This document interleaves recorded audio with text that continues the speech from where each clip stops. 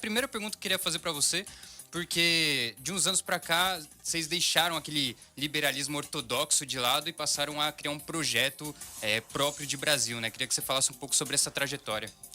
Muito bom. Primeiro, bom dia a todos. Obrigado pela oportunidade de estar aqui trocando ideia com vocês aqui na rádio.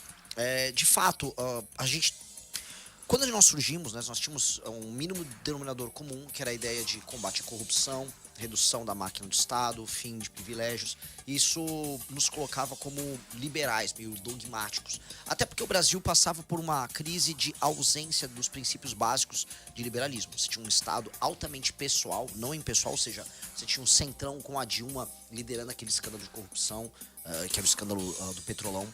Você tinha a economia quebrando, você tinha alta participação do Estado na economia, e de fato o Brasil precisava, como ainda precisa, de um choque de liberalismo em muitos termos. Tanto um liberalismo no sentido de defesa daquilo que a gente chama de republicanismo, quanto de um Estado que seja menos pesado para as pessoas que trabalham e produzem. Mas conforme a gente foi deixando de ser apenas um movimento que critica, e a gente passa a ser um partido que propõe, aí nós temos que olhar para o Brasil como um todo e entender que as respostas que nós temos que dar serão as mais diversas possíveis. Um exemplo que eu dou o tempo todo é um dos princípios do liberalismo centrais é o princípio da subsidiariedade, né? Ou seja, a ideia de que quanto mais próximo da base você está, mais poder você tem que outorgar. Só que quando eu olho isso nos municípios brasileiros, isso não funciona. Os municípios brasileiros, eles não têm que ter tanto poder em muitos lugares, infelizmente, porque eles não são autossustentáveis. É diferente do município autossustentável. O município que se autossustenta vai bem. Agora, o município que não se autossustenta, que vive de dinheiro do governo federal, ele é basicamente um lugar de dragar dinheiro para uma classe política parasita.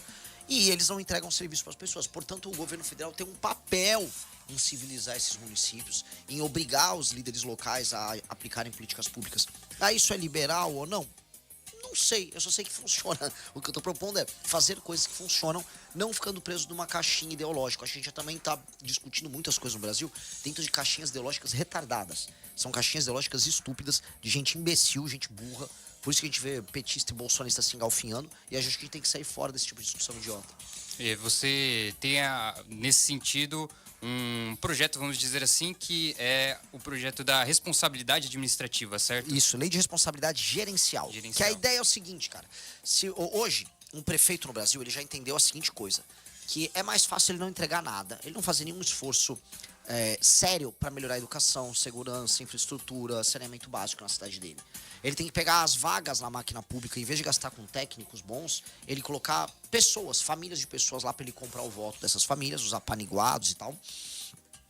E aí ele vai no momento certo, compra o voto das pessoas, faz um show lá com Wesley Safadão e se reelege. E ele se reelege mesmo. Os lugares em que a gestão pública vai pior costumam ter um alto grau de reeleição. As pessoas votam no político que rouba elas ou que simplesmente trata elas como bicho. As pessoas aceitam isso, né? O ser humano é um ser muito resiliente, ele se acostuma com o absurdo. E aí, se nós não aplicarmos um conjunto de regras que obrigam este político a cumprir metas de desempenho na área de segurança, saneamento, educação, desenvolvimento econômico, se nós não fizermos isso, ele vai continuar administrando esses municípios mal. Então, o que nós estamos propondo na lei de responsabilidade gerencial? Um político, um prefeito, para ser bem claro, se ele não emprega, vamos dizer, esses indicadores de desempenho, ou seja, se ele não melhora a cobertura de esgoto no município dele, os índices de educação, aumenta a atividade econômica, ele fica inelegível. Aí ele pode comprar voto como ele quiser, porque ele não vai poder concorrer à eleição. Nem ele, nem o partido dele por 8 anos naquele município. Aí esse político tem um recado claro. Se ele virar prefeito, ele tem que performar. Se ele performar, tá tudo bem, o partido dele até ganha fundo partidário. Se ele não performar, ele perde o direito político dele. E esse tem que ser o jogo daqui em diante.